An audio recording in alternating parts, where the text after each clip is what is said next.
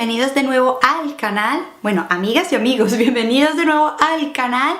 Y bueno, creo que uno de mis pasatiempos y mis DIYs, sobre todo de cuando estaba en la universidad, era hacer collares. Con ellos alguna vez me saqué algún dinero extra y bueno, también me salvaron de unos cuantos regalos y la verdad es que me encantaba en esa época, me encantaba muchísimo hacerlo hasta el día de hoy.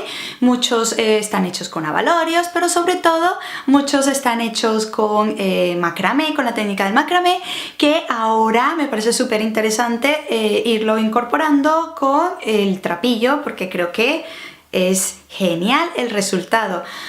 En fin, no me doy más rollo. Si quieres que vaya incorporando un poco este tipo de tutoriales en el canal, házmelo saber, déjamelo aquí abajo en la casilla de comentarios y así yo puedo ir elaborando unos cuantos videos con pasos, técnicas, no solo de collares como este, sino también con trapillo.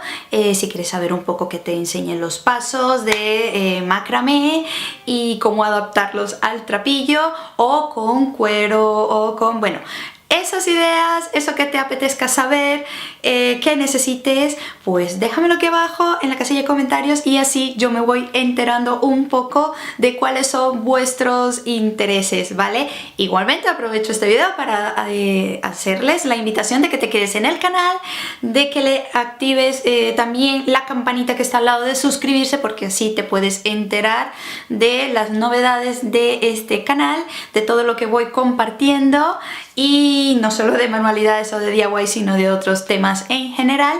Y nada, pues ya me contáis, ¿vale?